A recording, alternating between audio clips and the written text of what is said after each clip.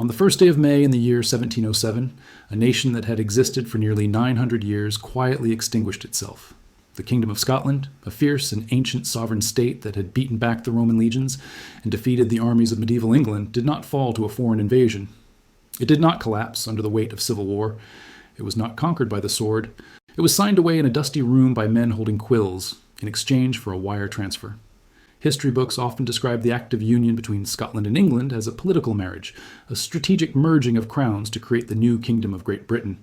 This is a polite fiction. It was not a marriage. It was a liquidation sale. The Union of 1707 was a corporate bailout of a bankrupt state, a rescue package designed to cover the losses of a single, catastrophic investment strategy that had wiped out a quarter of the nation's liquid capital in less than 24 months. The price of the bailout was sovereignty. The receipt for the purchase was Article 15 of the Treaty of Union. And the cause of the bankruptcy was a venture so bold, so visionary, and so devastatingly incompetent that it remains the most tragic financial disaster in the history of the British Isles. This is the story of the Darien Scheme. To understand how a proud nation could be brought to its knees by a stock market crash, we must first look at the desperate reality of Scotland in the 1690s. This was a decade known in Scottish folklore as the 7 ill years. A biblical famine had gripped the country. Harvests failed year after year. The temperature dropped so low that the sheep froze in the fields and the rivers turned to solid ice. People were dying in the roads with grass in their mouths, having tried to eat the turf to survive. The economy was medieval, reliant on exporting raw wool and fish, while their southern neighbor, England, was becoming a global trading superpower. The Scots looked with envy at the English East India Company, which was bringing ships laden with spices, silks, and gold back to London, creating a class of merchant princes while Edinburgh starved. The Scots knew they needed to modernize. They needed a colony. They needed to trade with the world on their own terms. And into this atmosphere of desperation and ambition stepped a man with a plan that sounded like salvation. His name was William Paterson. He was not a charismatic general or a royal duke. He was a banker. In fact, he was a financial genius who had already achieved what most men could only dream of. He had founded the Bank of England in 1694. But Paterson was a Scot, and he had a vision that went far beyond banking. He had spent time in the Caribbean, perhaps as a merchant, perhaps as a preacher. Some whispered even as a pirate. And he had looked at a map of the world and seen something that no one else had noticed. He saw the Isthmus of Panama. He saw a narrow strip of land, barely 30 miles wide in some places, that separated the Atlantic Ocean from the Pacific. Paterson called this place the door of the seas and the key of the universe. His logic was intoxicatingly simple. If Scotland could establish a colony on the Isthmus of Darien in Panama, they could build a port on the Atlantic side and a port on the Pacific side. Goods from China and India could be shipped to the Pacific port, carried over land to the Atlantic, and then shipped to Europe, cutting months off the dangerous journey around the Cape of Good Hope or Cape Horn. Whoever controlled this bridge would be the gatekeeper of the world's commerce. They would be richer than the English, richer than the Dutch, richer than the Spanish. Paterson brought his scheme to Edinburgh in 1695, and the Scottish Parliament was mesmerized. On June 26, 1695, they passed the act creating the Company of Scotland trading to Africa and the Indies. The target capital to be raised was set at £400,000 sterling. To the modern ear, £400,000 sounds like a modest sum. But in 1695, the total amount of circulating coin, gold, silver, and copper in the entire Kingdom of Scotland was estimated to be only £800,000. Paterson was proposing to take 50% of the entire cash liquidity of the nation and put it into a startup company. It was a gamble of staggering proportions, equivalent today to the United States investing trillions of dollars into a single project. And yet, the Scots did not hesitate. The subscription book for the company opened in Edinburgh on February 26, 1696. It was not just the rich who invested. A fever swept the nation, a mania that dissolved class boundaries. Duchesses pawned their jewelry to buy shares. Shopkeepers emptied their tills. Soldiers pledged their wages. Widows invested their pensions. On the very first day, over £50,000 was pledged. Within weeks, the entire £400,000 was fully subscribed. It was a moment of supreme national unity, a noble rage, as it was called, where the entire country pushed its chips into the center of the table. They were not just buying shares, they were buying a future where Scotland was a global empire. But in their enthusiasm, they ignored the warnings. They ignored the fact that the Spanish Empire already claimed Panama. They ignored the fact that the English king, William II, who was also King of Scotland, was opposed to the scheme because he didn't want to anger Spain. And they ignored the fact that no one in Scotland, including William Paterson, had any idea what the jungle of Darien was actually like. For 2 years, the nation prepared. They built 5 ships in the shipyards of Hamburg. In Amsterdam, the St. Andrew, the Caledonia, the Unicorn, the Dolphin, and the Endeavour, they recruited 1,200 settlers, a mix of soldiers, officers, and gentlemen volunteers, younger sons of the nobility who had no inheritance and saw Darien as their ticket to fortune. But the seeds of disaster were sown in the cargo holds of these ships before they even left port. The company directors, operating from offices in Edinburgh, had to guess what goods would be valuable to the indigenous people of Panama and to the Spanish merchants they hoped to trade with. Their guesses were catastrophically wrong. They packed thousands of heavy wool coats and trousers, forgetting that Panama lies near the equator. They packed 4,000 powdered wigs, assuming the natives would want to dress like European aristocrats. They packed crates of combs, thousands of pairs of wool socks, and heavy linens. And, in a burst of pious optimism, they packed 1,500 English Bibles. They did not pack enough food. They did not pack agricultural tools suitable for the jungle. They packed for a trade mission to a European city, not for survival in a tropical swamp. On July 14, 1698, the 5 ships slipped out of the port of Leith, near Edinburgh. The entire population of the city came down to the docks to cheer them off. Men wept, women waved handkerchiefs, and prayers were offered for the Company of Scotland. The orders were sealed. The captains did not even know their final destination until they were well out into the Atlantic, to prevent the English or Spanish from intercepting them. The voyage was long and difficult, but morale remained high until they sighted land. On November 2, 1698, the fleet dropped anchor in a natural harbor on the coast of Darien. They christened the land Caledonia. They named the harbor Caledonia Bay. They founded a settlement and named it New Edinburgh, and they began to build a fortress named Fort St. Andrew. It seemed for a brief, shining moment that the dream was real. They had done it. They had planted the Scottish flag in the New World. But the reality of Darien struck them almost immediately. The door of the seas was a mangrove swamp. The soil was poor and acidic, making it nearly impossible to grow the European crops they had brought. The freshwater sources were brackish and difficult to access. And then there were the mosquitoes, clouds of them carrying malaria and yellow fever. Within weeks, the settlers began to fall ill. It started with a headache, then a fever, then the bloody flux, dysentery, that tore through the camp. Men who had been healthy in the morning were dead by sunset. The death rate climbed terrifyingly fast, 10 men a day, then 15. The graveyard at New Edinburgh grew faster than the town itself. The trade that Paterson had promised never materialized. The local indigenous people, the Kuna, were friendly, but they had no use for wool socks or heavy wigs. They wanted muskets and powder, which the Scots had in limited supply. Passing merchant ships avoided the colony, wary of angering the Spanish, and the Spanish were angry. They viewed the Scots as pirates and invaders in their territory. But the most devastating blow came not from the Spanish, but from the English. King William, determined to maintain his peace treaty with Spain, issued a secret proclamation to the governors of the English colonies in Jamaica, Barbados, and New York. The order was brutal and absolute. No English subject was to give any assistance to the Scots at Darien. They were forbidden to sell them food, forbidden to sell them water, forbidden to repair their ships. The Scots were isolated, starving, and dying, and their own king had signed their death warrant. By the spring of 1699, the colony of Caledonia was a hell on earth. The settlers were subsisting on meager rations of spoiled flour and turtles they could catch on the beach. The leadership had collapsed into drunkenness and infighting. William Paterson, the visionary, had lost his wife to the fever and was himself delirious with illness. The fort was rotting in the humidity. The grand vision of a global trade empire had been reduced to a few hundred skeleton-like men shivering in the mud, waiting to die. In June 1699, just 7 months after they arrived, the survivors held a vote. They chose to abandon the colony.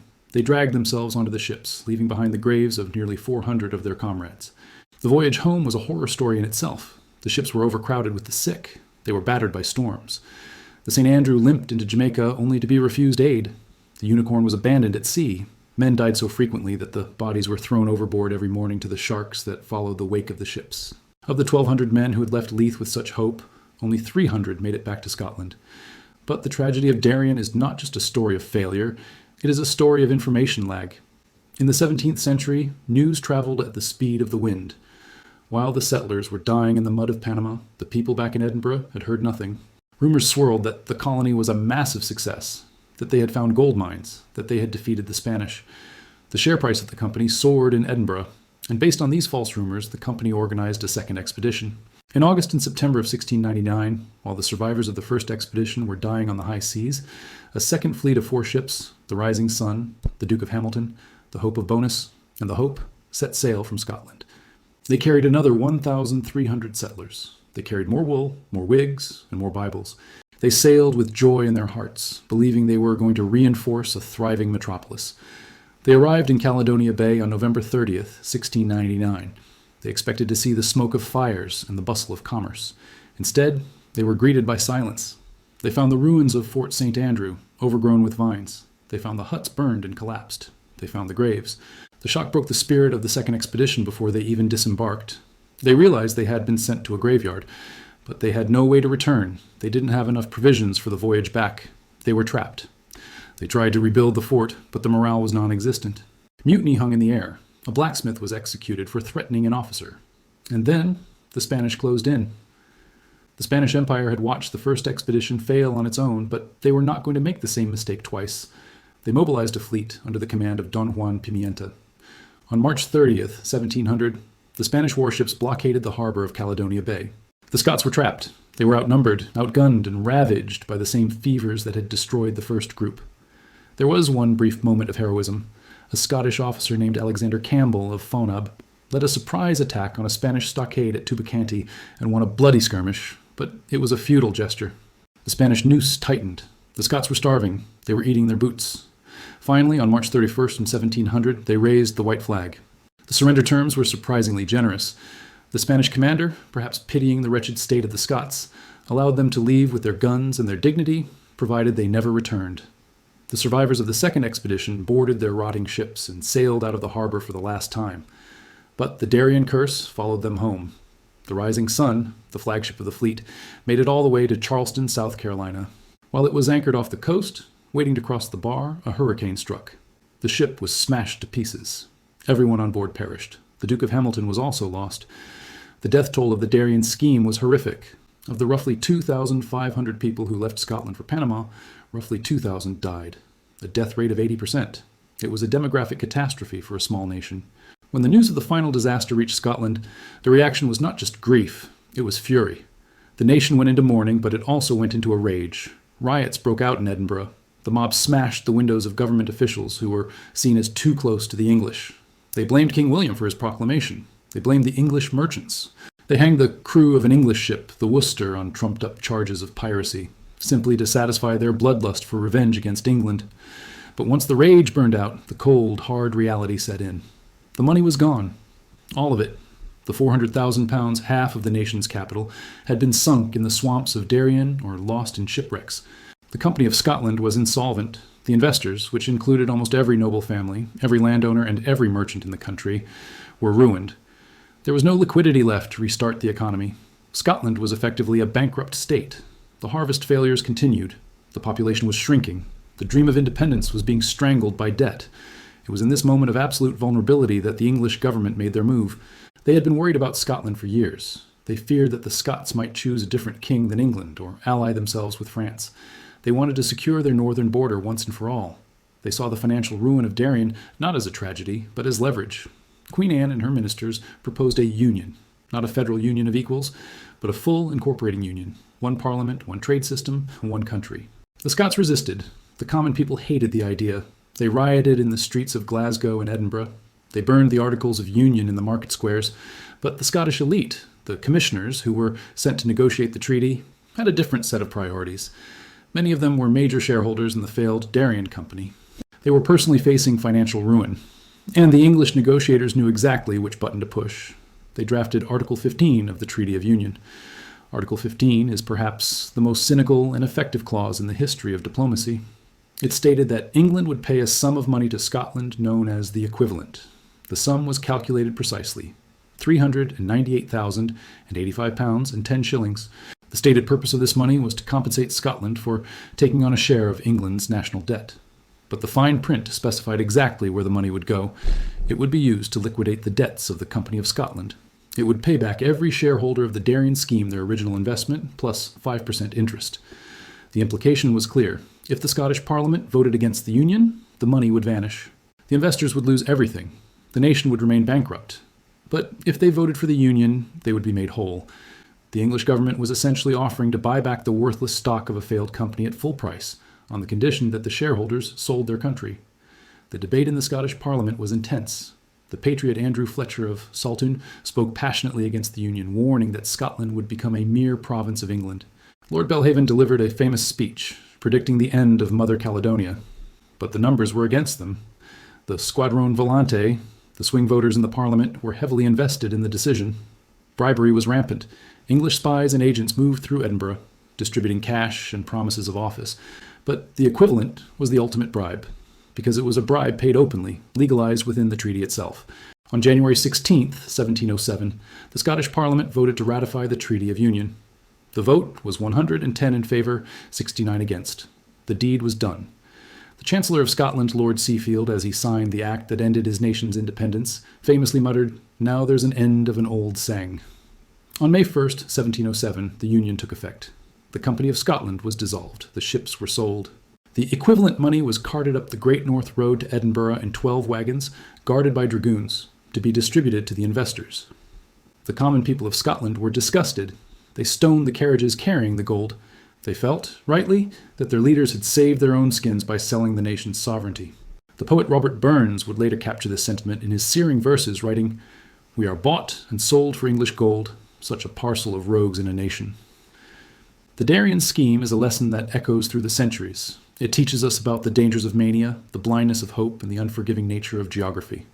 But more than that, it teaches us that the destiny of nations is often decided not on the battlefield, but on the balance sheet. Scotland did not lose its independence because it lacked courage. It lost its independence because it ran out of cash. The map of the United Kingdom as we know it today was drawn by insolvent accountants in 1707, trying to cover the losses of a jungle gamble that went to zero. The investors got their refund, the English got their security, and Scotland got the Union. The key of the universe turned out to be the key to the end of a kingdom. And the ghosts of Darien, the 2,000 men and women buried in the mud of Panama, were the down payment on the transaction. Today, if you travel to the remote coast of Panama, to the place that was once called Caledonia, there's almost nothing left. The jungle has reclaimed the fort. The moat is a stagnant ditch. The graves are lost under the vines. The indigenous Kuna people still live there, ruling the territory autonomously. They call the place Puerto Escocés, Port of the Scots. It is a quiet, lonely bay where the waves lap against the shore, whispering the story of the colony that sold a country. The ambition was infinite, the failure was absolute, and the cost was everything. The Darien Scheme proves that the history of nations is often written in red ink, not just red blood. If you found this analysis valuable, hit the like button. It really helps these forgotten stories reach a wider audience. And don't forget to subscribe. There are plenty more disasters in history that we need to uncover. Thanks for watching, and I'll see you in the next one.